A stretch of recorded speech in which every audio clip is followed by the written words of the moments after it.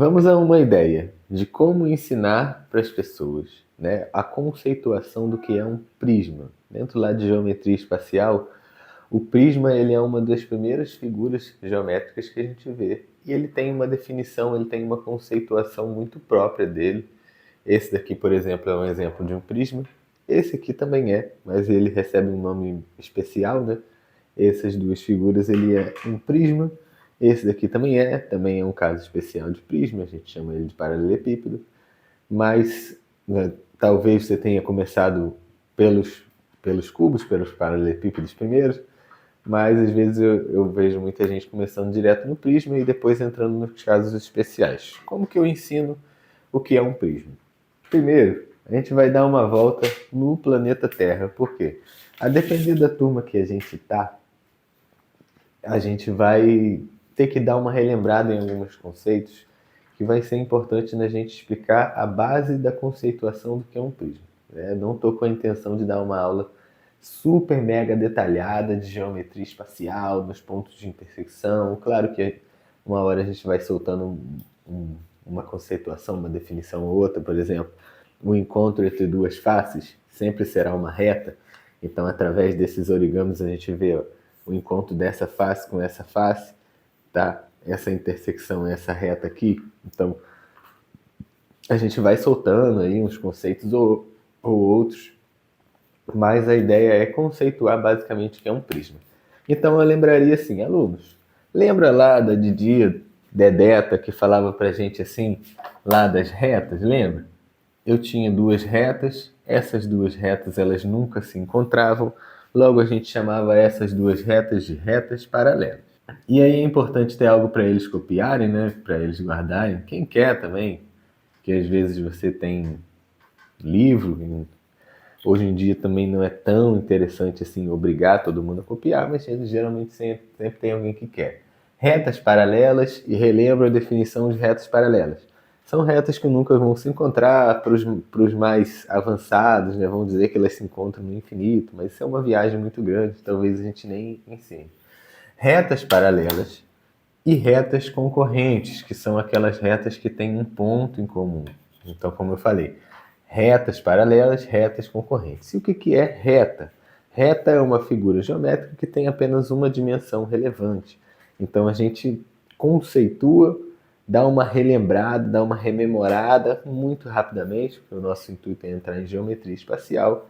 Mas por que eu dou essa rememorada? Porque eu preciso conceituar com eles o que são faces paralelas. Né? A gente já explicou na aula número 1 o que são faces, e agora a gente precisa conceituar o que são faces paralelas. E aí a gente pega esse conceito de retas paralelas, que geralmente fica muito bem claro, e fala assim, olha só, é a mesma coisa. Vamos tentar desenhar aqui duas faces paralelas. Aí a gente pode usar imagens de computador, né? Vou ver se eu deixo aí uma imagem para a gente ver, para ficar mais fácil. É como se eu tivesse duas placas. Por quê? Agora eu já não tenho mais uma reta, agora eu tenho uma face.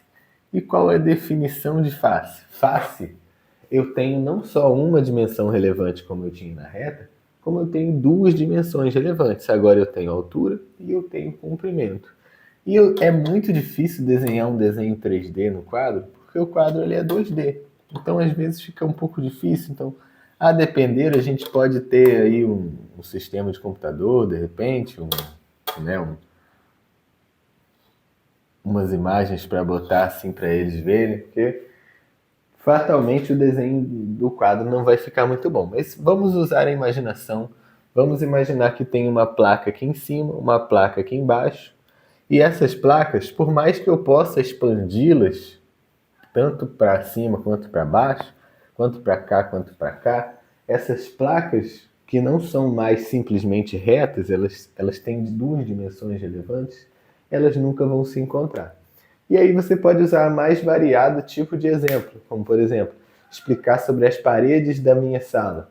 A parede da minha esquerda eu posso construir ela infinitamente, a parede da direita eu posso construir ela indefinidamente, que essas paredes elas nunca vão se encontrar. Logo, eu tenho aqui um exemplo de faces que são paralelas.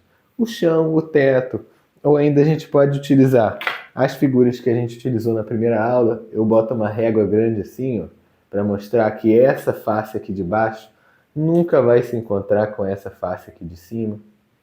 Então são vários exemplos que a gente pode utilizar para demonstrar que duas faces paralelas. O conceito de faces paralelas, ele deriva do conceito de retas paralelas, né, que geralmente fica um pouco mais claro, só que agora essa figura passa a ter duas dimensões. E por que que eu tenho que deixar claro o que são faces paralelas? Porque dentro de um prisma, a definição principal, e aí a gente tem várias adjacentes que vai junto, mas a ideia não é dar uma super meta aula, né, detalhada, é explicar que todo prisma tem duas faces, né, que são paralelas. Então olha para essa daqui, ó. Olha para essa figura aqui. Essa figura aqui, a face de cima é paralela à face de baixo.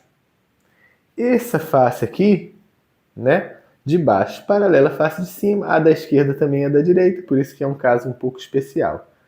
Mas percebe que a base do meu prisma pode ter qualquer formato? Afinal, esse formato aqui é um formato de triângulo. Esse formato aqui é um formato de quadrado. Poderia ser uma base em formato de pentágono? Pode. Poderia ser um formato de hexágono? Pode. Heptágono, octágono. E aí a gente pode, de repente, mostrar umas imagens de computador ou fazer mais origamis desse. É que eu não levo muito jeito, né? Vocês veem que esse origami de prisma aqui que eu fiz, ele já não tá lá essas coisas, ainda foi um pouquinho judiado. Então a minha habilidade de arte não é muita coisa. Mas poderíamos levar infinidades de métodos de prisma para que eles vejam que a base do prisma precisa ser paralelo à base superior. Então ele precisa ter duas faces paralelas. Por isso que eu preciso conceituar bem o que são faces paralelas.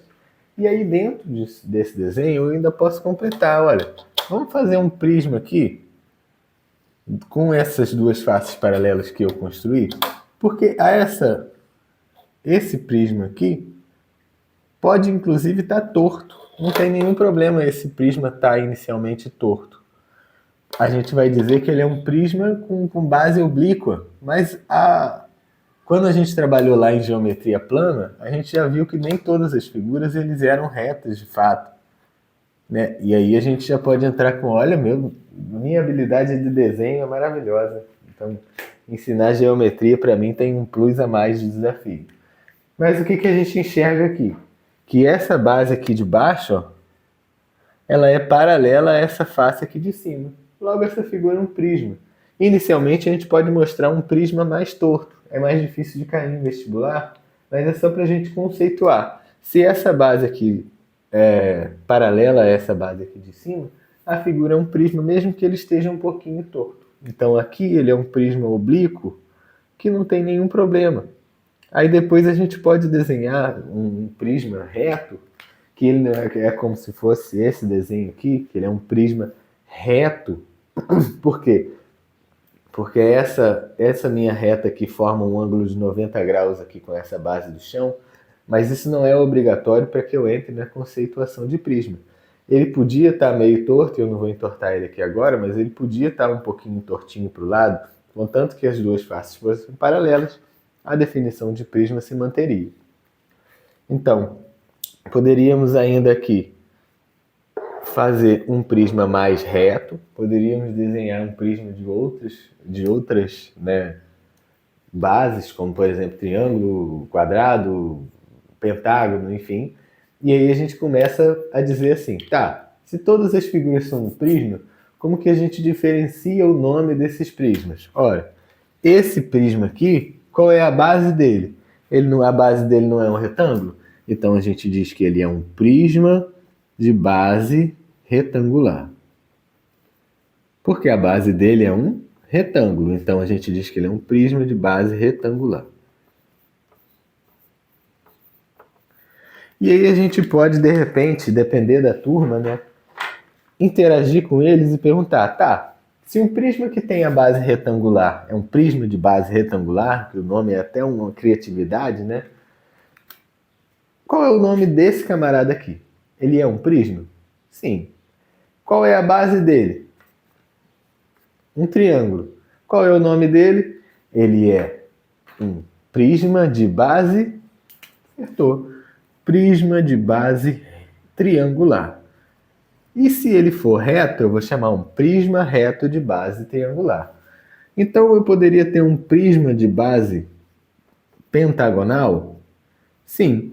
E como seria o nome de um prisma de base pentagonal? Prisma de base pentagonal. Então, o nome já não é nem muito difícil, vai depender da base, vai depender da gente identificar se trata de fato de um prisma ou se é algum outro tipo de figura. E aí, por fim, dentro da aula de prisma, antes da gente entrar em alguns outros conceitos, não é o fim então, né? É a gente deixar claro um tipo de coisa. Alunos, essa figura aqui, ela é o quê? E eu digo isso porque a facilidade que eles têm de identificar que ele é um prisma quando ele está assim em pezinho é uma. E eu percebo que eles pegam bem, eles enxergam. Isso daqui é um prisma. E aí você pergunta assim, ó, isso daqui agora é o quê? Percebeu que eu dei uma inclinadinha no meu prisma? Isso aqui continua sendo um prisma? Continua, porque essa base de cima continua sendo paralela a essa parte de baixo. E agora, alunos, qual é o nome dessa figura? Prisma. Essa parte aqui continua sendo paralela a essa parte aqui. Por quê? E aí eu já emendo, porque eu não tenho nenhuma coração, nessa questão do Enem aqui. Eu não sou o rei das edições, então eu já peço desculpa para vocês se não ficar da melhor forma possível. Essa questão aqui do Enem simplesmente quer saber qual é o nome dessa figura. Qual é o nome dessa figura? Né? A gente vai perceber dentro das conceituações de todas as outras figuras geométricas que essa figura é um prisma de base triangular, um prisma reto, porque é o ângulo de 90 graus aqui dentro. Então, às vezes, somente da gente saber o nome, de conseguir enxergar essa minha figura, é preciso deixar claro que, independentemente da posição da minha figura, o nome dela não muda. Simplesmente, se eu tenho uma base que é paralela a outra base, eu vou chamar de prisma. E aí sim, por último, a gente entra. Como que a gente calcula as duas partes principais de um prisma? Quais são as duas partes principais de um prisma? Área e volume, não é isso? Que são os dois cálculos principais que são cobrados em vestibular, são cobrados em concurso público. Essas duas. E aqui eu nem gosto muito de fazer decorar a fórmula, né? Acho que no volume talvez a gente decore, mas é uma fórmula que a gente usa tantas vezes que acaba se fixando. O que é importante a gente perceber aqui? E através dessa minha figura aqui eu acho que eu consigo mostrar. Qual é a área total desse meu prisma? Percebe que se eu vamos imaginar que eu não tenha nada desse prisma, só essa parte aqui da frente. O que a gente está enxergando aqui? Temos base, temos altura, e essa figura aqui é um retângulo. Talvez esse meu origami meio judiado não esteja ajudando muito. A gente pode, de repente, trazer uma imagem de computador que esteja mais clara. Então, se ele é um retângulo, como é que eu calculo a área dessa partezinha aqui de frente? Ó? Base vezes altura. Afinal, a altura também, eu preciso deixar claro para eles o que é a altura. O que é a altura dentro de um prisma? O que eu defino como sendo a altura? A altura vai ser a distância entre as duas bases. Então, defino a altura como sendo distância entre as suas bases paralelas. Distância entre bases paralelas. Independentemente de como a figura ela está disposta. Enxerga aqui comigo, ó, rapidinho. Deixa eu só terminar para eles poderem copiar essa definição. Qual é a altura desse prisma aqui? Daqui de baixo, dessa face de baixo, até essa face de cima. Agora, qual é a altura desse prisma? Dessa face aqui até essa face aqui. Ué, mas ele não está deitado? Não interfere, porque eu chamei de altura a diferença entre as bases paralelas. Então, se ele estiver inclinado, onde que está a minha altura agora? Dessa face aqui de baixo até essa face aqui de cima. Então, essa é a definição de altura que a gente tem que ter. E, dito isso, para eu calcular a área desse meu prisma, eu vou precisar... Aí a ordem, né, pouco importa, mas eu preciso somar a área dessas minhas figuras laterais e eu preciso somar as áreas das minhas bases. Que aí, dependendo da questão, pode ter uma, duas, pode ter teto, pode não ter chão, aí depende do enunciado. Aí, claro que depois da aula a gente vai fazer um exercício de fixação para ver se a gente entendeu. Mas basicamente a gente vai calcular a área das bases e somar com as minhas áreas laterais. E aí a gente não incentiva a decorar, porque se ele é um prisma de base triangular, ele vai ter 3 faces retangulares laterais. Agora, se ele é um prisma de base quadrada, ele tem 4 faces laterais. Ele sempre vai ter 2 bases, mas a depender do prisma, ele vai ter mais ou menos áreas laterais. Não é isso? E então aqui, a área de um prisma vai ser a área lateral mais a área da base, que a depender da questão pode ser uma base, pode ser 2 bases, né? Depende, tem questão do Enem que eles pedem para não ter teto, né? Às vezes você vai, sei lá, pintar a parte externa de uma figura muito esquisita, muito louca, e às vezes o chão você não pinta junto, então você tem que tirar essa base do chão, então depende muito. Mas a área de um prisma sempre vai ser a área lateral. Essa área lateral ela é composta por retângulos, né? E a área da base aí depende, né? Pode ser um triângulo, pode ser um quadrado, pode ser um pentágono, pode ser um hexágono, enfim. E o volume do prisma, se a gente já aprendeu lá o princípio de Cavalieri, sempre vai ser a área da base vezes a altura. E a altura, a gente já sabe que vale a distância entre as bases paralelas, independente da forma como a figura está disposta. Eu acredito que o vídeo já esteja um pouquinho longo, mas essa seria basicamente o jeito como eu ensinaria prismas, né? A conceituação principal de prismas, para a gente identificar o prisma, mesmo que ele esteja em posições diferentes, né? Se você gostou, entendeu, deixa seu like, se inscreve no canal, deixa mais sugestões aí, até para a gente trocar uma ideia, para eu mesmo melhorar o nível de aula que eu estou dando hoje.